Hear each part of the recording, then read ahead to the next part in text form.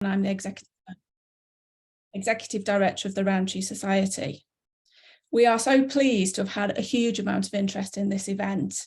And if everybody who's expressed an interest in being here this evening, we truly do have a local, regional, national and international audience. Thank you all so much for your interest. I'd also like to thank the International Women's Week Organising Committee for helping us to facilitate this event and for the technical support that they're providing for us with this evening. It's great to be taking part in such a wide-ranging and thought-provoking series of events, and especially exciting to be doing this on International Women's Day itself. A brief word about us. The Rowntrees Society is a registered educational charity based in York. Our mission is to build and share knowledge about the histories of the Rowntree family, company and trusts, and their continuing relevance for the local, national and global challenges facing our contemporary world. Famed as hugely successful chocolate makers, the Quaker Rowntrees were pioneers in business management and industrial welfare, social research on poverty, and high quality, affordable housing in Britain. And all of these subjects still resonate with us today. We work in close collaboration with the three Joseph Rowntree Trusts, for whose practical and financial support we are immensely grateful, the Borthwick Institute for Archives, and other supporters and holders of the Rowntree legacy. Our first speaker this evening is Laura Strachan, who was recently graduated with an MA in Public History from the University of York.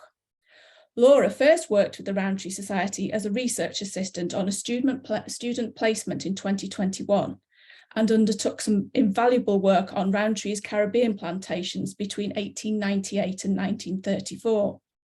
She must have enjoyed her research with us because she returned to us to undertake a digital engagement work placement, which has focused on women and work in a Rowntree context. I will leave it to Laura to talk more about her interest in the Rowntree Society and women, but we are delighted that she wanted to work with us again and with the outputs from her research. This is a very important addition to the Rowntree Society body of work. It's also a pleasure to have Dr. Sally Ann Shern, Collections Information Archivist from the Borthwick Institute for Archives at the University of York, with us this evening. As I mentioned earlier, the Borthwick are one of our key partners. The archives of the Rowntree family, company and trusts are held by them, and Sally is immensely knowledgeable about these. Laura also undertook key aspects of her research there. The Borthwick also facilitated most of the amazing images you will see this evening of the women in action. We are very grateful for all the support we received from the Borthwick. Sally will be showing and explaining images of documents from the archive, talking about women's records held there more generally, and saying a few words about how the archives can be accessed in case any of you are interested in undertaking your own research. Laura Yeoman, Access and Digital Engagement Archivist, will join her to assist with questions and answers. There will be an opportunity to ask questions at the end of both talks. If you'd like to ask a question, you can do so by using the chat facility or raising your hand virtually or actually. We know there are a number of participants in this event who have connections to the Rowntree company in particular, and if you wish, and this is only if you want to, we have reserved some time towards the end of the event for you to share your memories. Again, this can be done by entering these into the chat or by raising your hand, and we will aim to share as many as we can. Please note that although we're recording now, we won't be recording the question and answer or memory sharing parts of this evening due to GDPR considerations. If you did want to sort of register a memory with the Rowntree Society, so we can put it in our archive, we'll give you our contact details at the end of the session. Once again, I'd like to thank you all for your interest this evening. I hope that you enjoy our presentations, and I will now hand over to Laura.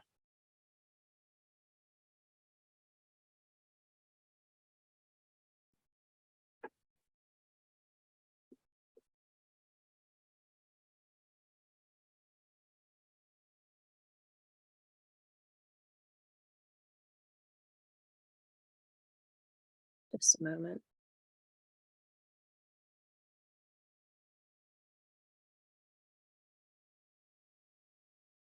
Oh.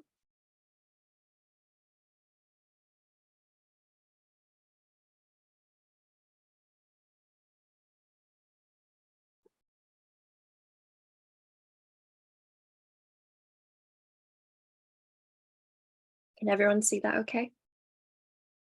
Right. Okay. Thank you, Fiona, for such a great introduction, and I'm really thrilled to be here today to share with everyone my research on York's factory women. I'm really pleased to have such a great turnout and also wanted to say thank you to the York International Women's Week Organisation Committee for making all of this possible. International Women's Week is a time for us to reflect on the progress we have made towards gender equality and to celebrate the achievements of women throughout history. It is also a time for us to acknowledge the ongoing challenges that women face in many areas of life, including in the workplace. So just as Fiona stated, I've been at the Rowntrees Society for just over 2 years now, and I was definitely enticed by Rowntrees' wide scoping and multifaceted histories. After all, it is the brand you associate most with York. During its peak in the 20th century, the Rowntree Company was the fourth largest chocolate manufacturer in the world, after Mars, Hershey, and Cadbury, with a 7% global market share.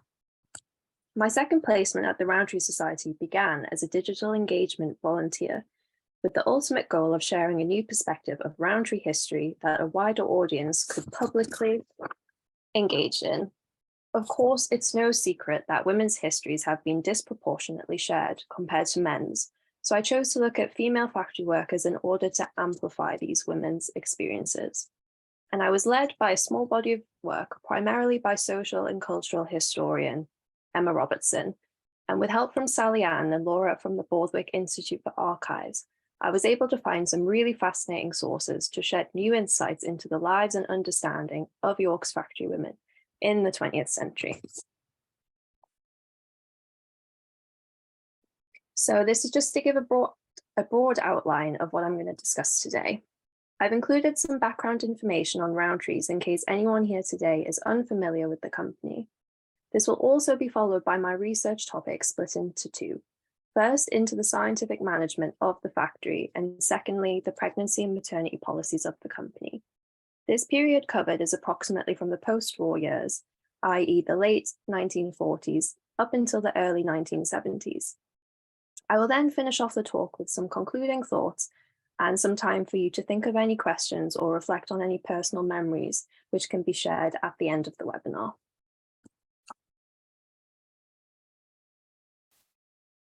Rowntrees began in 1822 as a grocer's at 28 Pavement, which is the current-day Pizza Hut, just off Parliament Street in York, by Joseph Rowntree Sr. and became a family enterprise.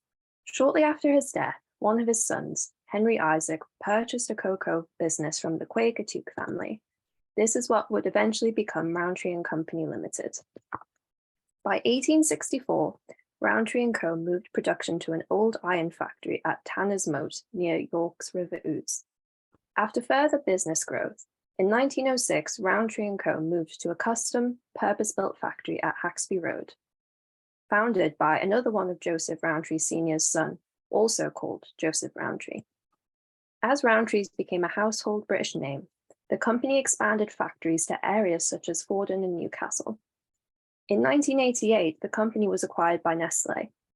The Rowntree brand continues to be used to market Nestlé's jelly sweet brands such as Fruit Pastels or Rowntree's Randoms. The Haxby Road factory, called the Cocoa Works, was a 20-acre site north of York City Centre. The Tanner's Moat site had become too small for Rowntree's needs, and the company had noted the success of Cadbury's Village factory in Bourneville. Joseph Rowntree built the Cocoa Works with community well-being at its heart. It was described as a garden factory, a place where open space and education facilities supported workers and families. They also benefited from the Rowntree's Yearsley swimming pool and the Joseph Rowntree Theatre, which you can see on the map was very close to the factory. Just north of the Cocoa Works is New Earswick, a model village also founded by Joseph Rowntree. The community was designed to have affordable housing for both workers and managers at the factory, but unlike Cadbury's, New Earswick was not exclusively for Rowntree employees. Currently, the former factory is being converted by Latimer into studio apartments set to open in the summer of 2023.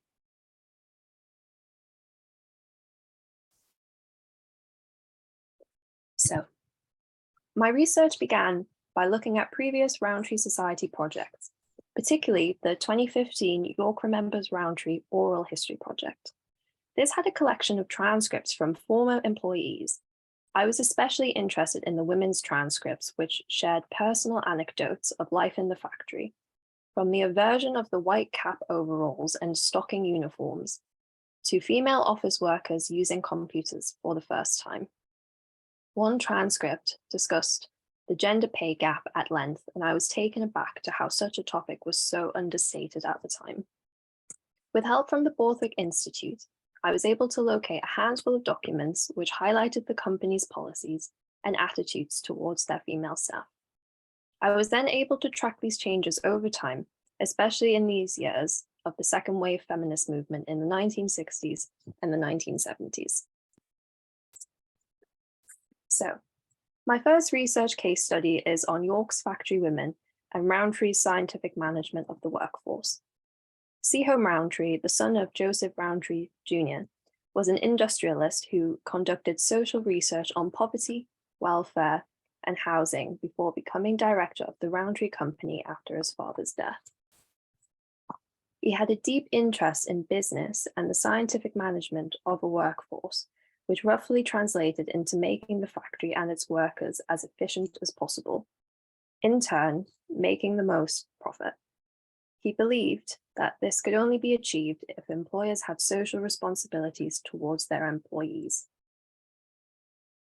For instance, in such a heavily dominated female profession, with figures suggesting that the confectionery industry had recruited 41.1% of school leavers in York, Rowntree & Co. had incredibly paternalistic policies towards their younger female staff.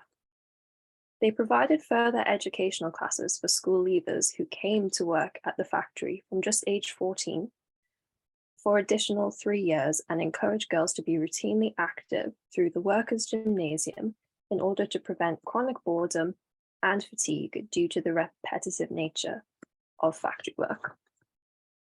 On the opposite hand, one of the sources I came across was a factory-held scientific experiment called Hot Hands, used to finesse production efficiency in women. As certain operations in the factory required operators with cool, dry hands, the medical department tested temperature moistness of fingers worker tips through electrical resistance of the skin and a Taylor meter. Both these examples really demonstrate the two extremes of the scientific efficiency pursued by Rowntree.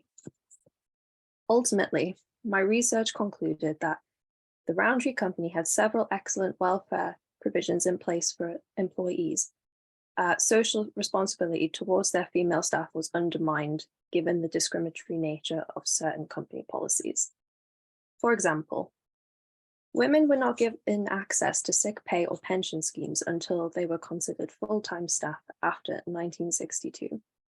Though this was reflective of employment policies in the era, this encouraged women to look for alternative avenues of employment, and with longer periods of compulsory education and improved standards of living, female workers began working fewer hours at Rowntree.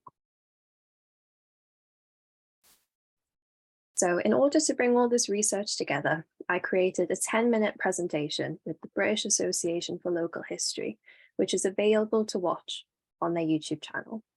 And I've been told that a link will be provided for anyone who wants to explore this topic further.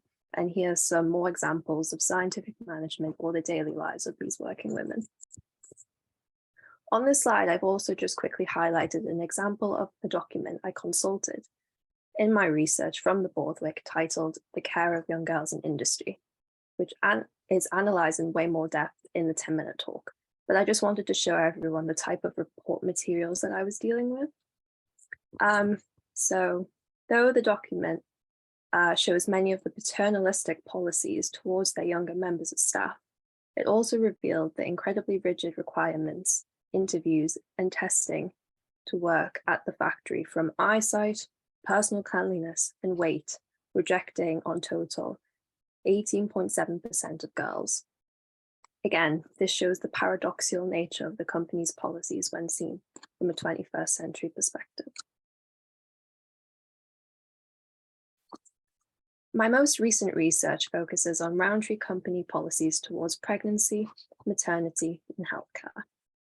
I analysed several key documents within the Rowntrees Women Employment Department, which gave a strong indication towards their views on single, unmarried pregnancy, maternity leave, and redundancy pay, or in this case, I should say, lack of. This research and the changing policies of the Rowntree company was very coherent with the developments of the second wave feminist movement and government legislation, which subsequently passed. This is why much of the analysis naturally fell into chronological order. In the 1940s, Rowntrees & Co. ended a woman's employment in her 5th month of her pregnancy and granted 12 weeks maternity allowance in line with the terms of the 1946 National Insurance Act. Those who wished to return were required to apply as entirely new applicants, even when seeking just part-time hours. After the Second World War, Rowntrees & Co. created a short evening shift to make up for loss of production which appealed to working mothers. This was known as the housewife shift, allowing women to complete housework and childcare duties during the day and leave for work in the early evening. The housewives were classed as temporary, seasonal workers and were assigned to a separate conveyor, reinforcing divisions between married, unmarried, and childless women. Documents from the 1950s and the 1960s began showing the company's gradual progression in attitudes towards single motherhood. Previously, when a girl's pregnancy had become known, she was required to leave by the end of the week. By 1951, correspondence letters by Rowntrees & Co. began making provisions that if a single girl made her pregnancy known at a relatively early stage to an appropriate member of staff, she may be able to remain at work. Then by 1964, documents reveal single pregnant women were actively encouraged to remain at their job until maternity leave. But throughout this time, Rowntrees & Co. still continued with redundancy without pay or reinstatement rights. And ultimately, my research showed that policies remained unfavorable towards pregnant employees or mothers until changes in government legislation, primarily the Sex Discrimination Act and Employment Act of 1975. Again, on this slide, I've added a source I consulted in the Borthwick from the Women's Employment Department titled Single Girls Known to be Pregnant, which is one example of a number of specific policies the company had in this area. The document was surprisingly empathetic, arguing it is unnecessarily hard to oblige a girl to leave if she is expecting to be married in the near future, or is needing to earn all she can before confinement. On this slide, I've also included a little snippet to a blog post I've created on this topic exclusively for International Women's Day, which analyzes these documents in more depth and relates it to the current socio-political landscape surrounding women and reproductive rights. Feel free to give me an email or to follow my Twitter if you're interested in giving this a read. Alternatively, you'll be able to search for this on the British Association of Local History's website directly. So keep your eyes peeled, as this should hopefully be going live either later today or tomorrow. In conclusion, the presentation aimed to provide a glimpse into the experiences of York's factory women and their challenges with gender inequality in the 20th century, as seen through specific case studies. These women's histories serve as a reminder of the importance of preserving and sharing public history, ensuring that their contributions are not forgotten. By recognizing the experiences of marginalized groups and making them part of our collective memory, this can help us confront our past injustices and make a more inclusive and equitable modern world. If anyone wants to put in any questions or signpost themselves to share their own personal histories, you can put that in the chat now. Thank you everyone for your time. Thank you, Laura. That was a great presentation about some of the research that I know you've worked so hard on. And now we can hand over to Sally from the Borthwick Institute to talk a little more about the archives that are here in the City of York. Hello, okay, let me just share my screen. Actually, one second.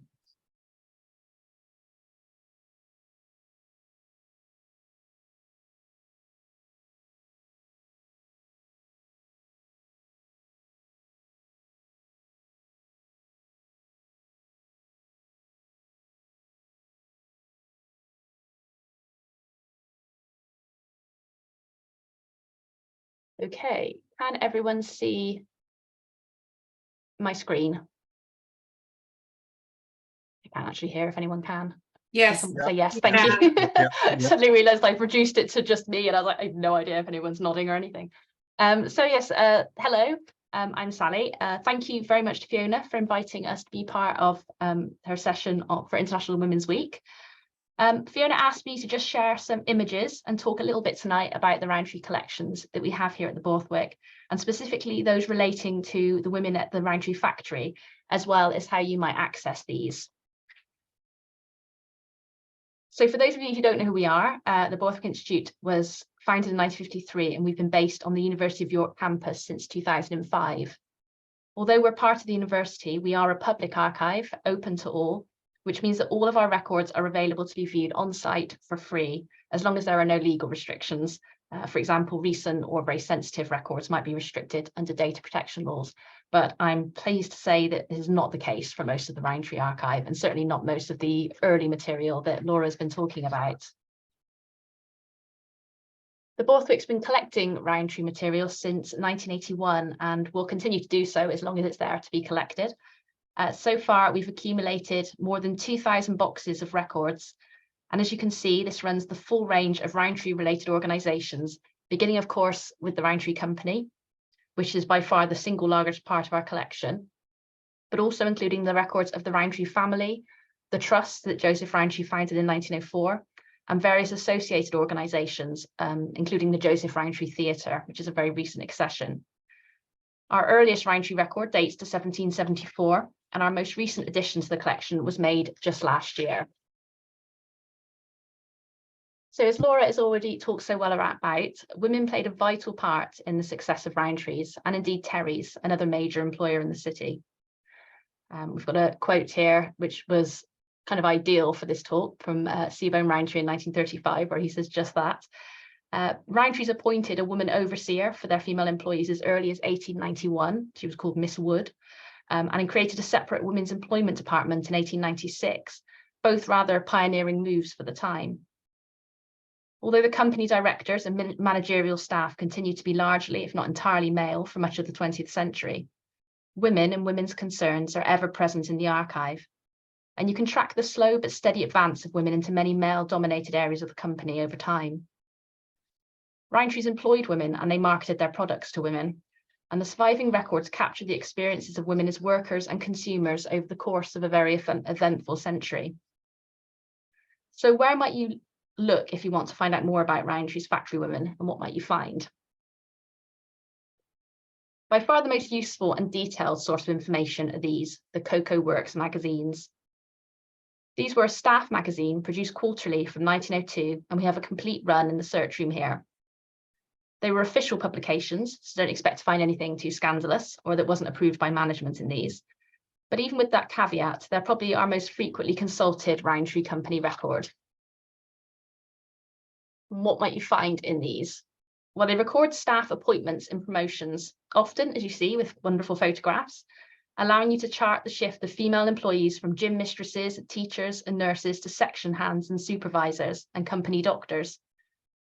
Unfortunately, you won't find details of shop floor appointments here. I imagine the magazine would have to be a couple of 100 pages long to include all of those. But that doesn't mean that these people didn't feature. For a start, the magazine was very heavy on the social side of things at Rowntrees. As Laura's mentioned, the company ran a wide variety of clubs and societies. They organised holidays and outings and sponsored various sporting events and competitions. All of this is recorded in detail in the magazine, showing the lighter side of factory life. There are reports on all the latest sports matches, meetings of societies, excursions at home and abroad, and any particularly interesting personal achievements, usually with names and often with photographs as well, as you can see in the examples on the slide. Rowntrees encourage their employees to cultivate hobbies and develop their education, both as a source of moral improvement and because they saw it as something that improved health and happiness more generally, making them better and more efficient workers. The staff magazine also includes a very handy retirements, births, marriages and deaths section at the back of every issue. And this section in particular covers everyone at the factory. So if you're looking for a female relation who worked at Rowntrees, for example, this is a really useful place to start. There are varying levels of detail, but some of the earlier issues are especially fulsome, with descriptions of women leaving to be married and what gifts they were given by their colleagues and how long they've worked in their specific department, as well as receiving personal gifts from friends in their department, which included a lot of very nice gravy boats. A lot of women were given company tea services too, and you get more of the tea service the longer you work there. But there are also mentions of pieces of furniture, porcelain, linen, all sorts of things. It can give you a really interesting insight into the sort of trends for personal possessions over time, as well as the kind of who was more popular than others, I suppose, who got more gifts than other people did. And finally, if you're interested in the experiences of women at Rowntrees more generally, the magazines are also fantastic for that as well. You get a real sense of how things changed, both within the factory and outside of it, as women move into more managerial roles, as computers arrive and start shaking up factory administration, as the factory clubs and societies evolve, and women employees also stop being referred to almost exclusively as girls, which unfortunately is very much the norm for a very long time.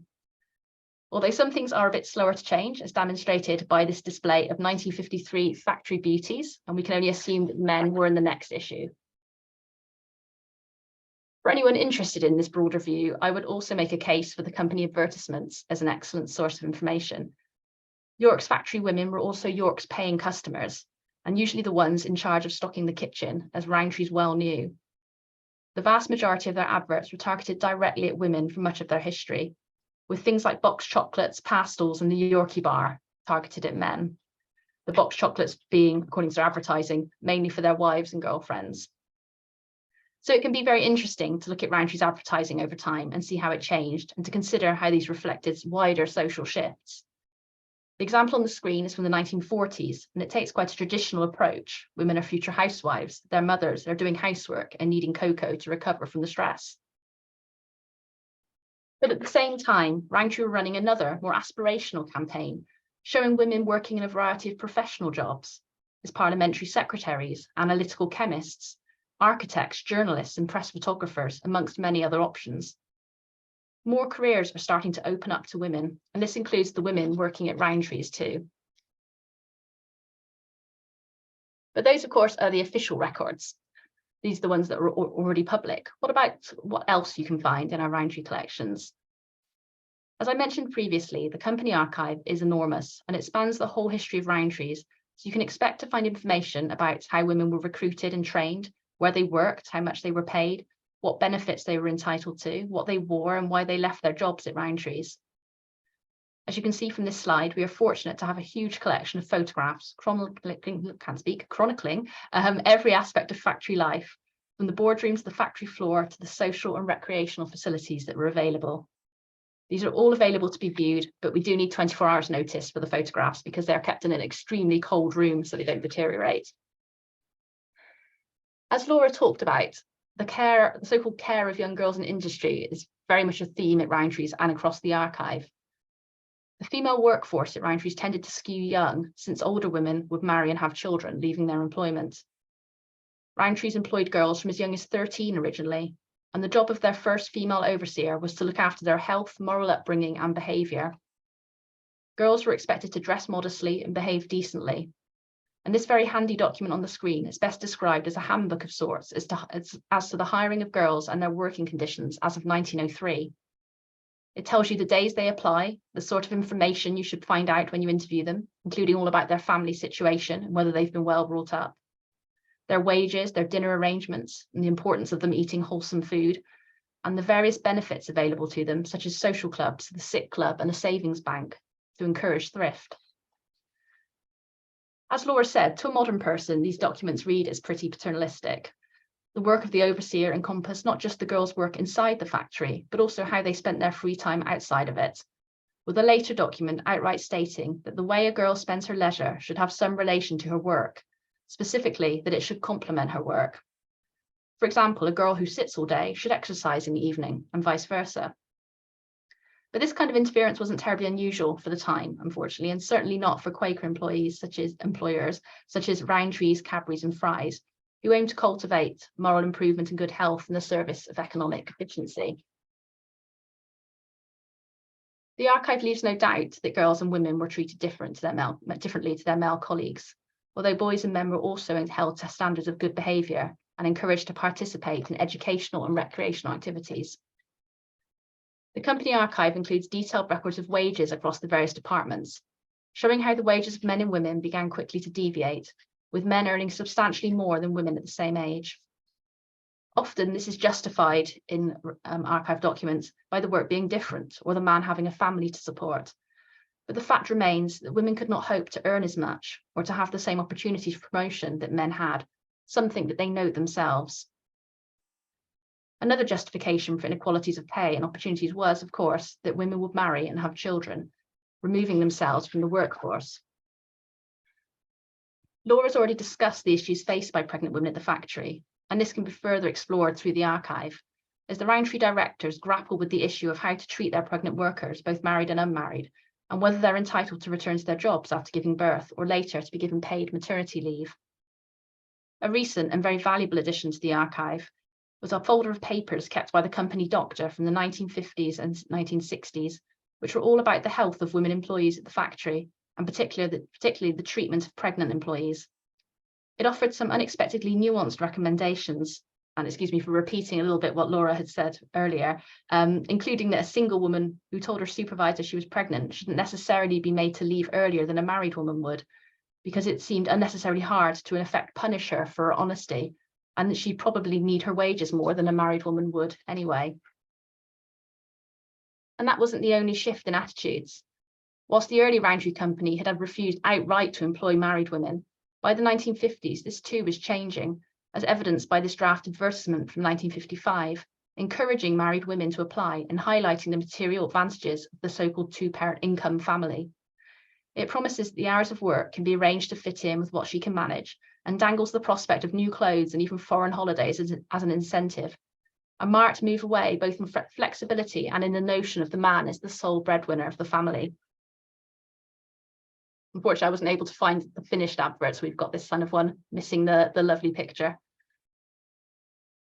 Changes to such policies came slowly and through pressure from below as much as demand or changing attitudes from above. The archive makes it clear that Rowntree women employees were not averse to speaking their minds or pushing for improvements to their working conditions and their pay, both big and small. Another recent but valuable addition are records relating to the company's suggestion scheme, whereby any employee could put forward suggestions for changes or improvements, and these would all be considered by management. On the screen is an example of a receipt book, giving names, dates, and summaries of suggestions. And the books include a wide range of suggestions by women over decades of factory life, for everything from additional toilet facilities and somewhere better to store their dinner, to safety improvements to machinery, and being allowed to sing in the workrooms. Rowntree managers also supervised their female employees closely and reported on any issues or complaints they raised. As well as appointing female overseers, they carried out studies through their psychological department with the aim of further improving industrial efficiency. Interestingly, it was believed that women were more sensitive to the conditions under which they worked than men and less able to voice their grievances, which I wouldn't say is borne out by the surviving records. More often, Rowntree women employees complain that their grievances aren't listened to, not that they don't raise any. The result of all this attention, however, is that we get to find out what women employees liked and disliked about their job, how they felt about their role, and sometimes what they'd rather be doing instead. In 1930, the psychological department did a detailed study of women in the chocolate enrobing room and it makes for really fascinating reading. I highly recommend it if you're interested in the lives of factory women in general. It's not always complimentary reading. The report is pretty patronising in places. The enrober room girls are apparently all the big, strong type of girl whose interests centre around going to the pictures in the theatre, getting a holiday in at a popular resort, and attending weddings.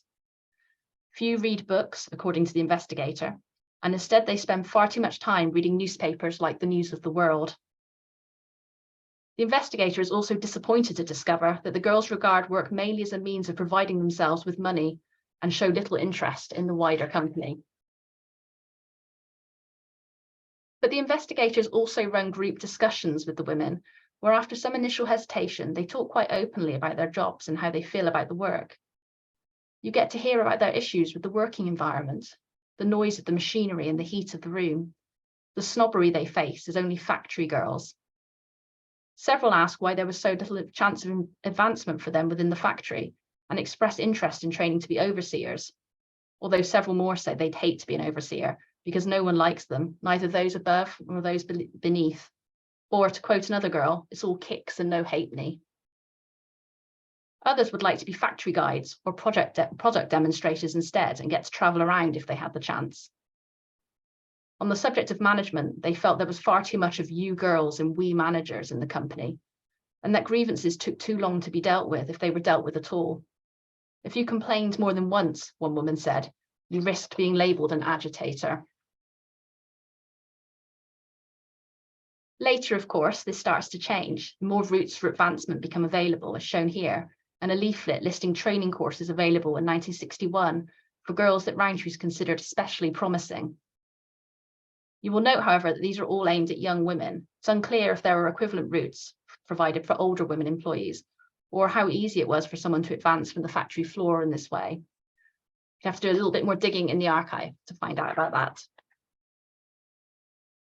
And last, but certainly not least, the archive contains the working records of the facilities available to the women working at Rowntrees, complementing the accounts given in Cocoa Works magazines. These were, as mentioned, extremely varied and encompass medical care, an on-site doctor and dentist, for example, the dining rooms, a library, gardens, and sporting facilities. The factory Joseph built at Haxby Road was often described as a garden factory, and it was intended to provide a healthy and pleasant working environment. On the screen, you can see photographs of the early dining rooms. Women had their own dining rooms separate to the men, and they could bring food from home to be reheated or buy a hot dinner. And either option would be served to them at table, which is quite nice and civilized. Women could also play tennis, bowls, and cricket on site, or join the myriad of social and hobby clubs available through the company. These included rambling clubs, although recent records have shown that early on the Ramblers did not allow women to join, gardening, swimming, drama, choirs, and music. The archive includes some surviving club records, as well as notices of work excursions, day trips, and coach tours, and of course photographs, giving you an excellent view of the Rowntree factory women at play as well as at work. And alongside these are the records of the educational classes the company ran, which were, at least in the early days, separated by gender. Rowntrees keep a great deal of records for these, far more than for the social clubs, which were more often than not run by the employees day to day. For girls, there was a day continuation school, evening and weekend classes, and sewing and domestic science classes, amongst other options. These were regarded as both a recruitment tool and a means of improving the quality of the workforce. In his book, The Human Factor in Business, Seabohm Rowntree acknowledged that the classes didn't generate any income for the firm, but they were important nonetheless, as they tended to raise the general tone, and along with other amenities offered, served to attract a better class of girl to the works. So that was just a whistle-stop tour of the company archive, and I want to finish by just quickly sharing how you can access it. The Borthwick is open Monday to Wednesday from 9:30 to 4:30, and you're very welcome to make an appointment to visit us by email or phone. Or if you just have a question about the archive or about any of our Rowntree material, you can contact us anyway. Our search room staff are always very happy to answer inquiries or direct you to some useful part of the archive for your research. One of the Rowntree Society's volunteers, Stan Young, is heroically putting together a name index of the Cocoa Works magazines, which has been an enormous help with inquiries. So if you're looking for a particular individual, please do ask, because it might be easier than you think for us to find them. Thank you. Well, thank you very much, Sally, for that very comprehensive overview of the archive, and particular with respect to the women's records that are held there and the amazing images. At this point of the session, we are going to stop recording,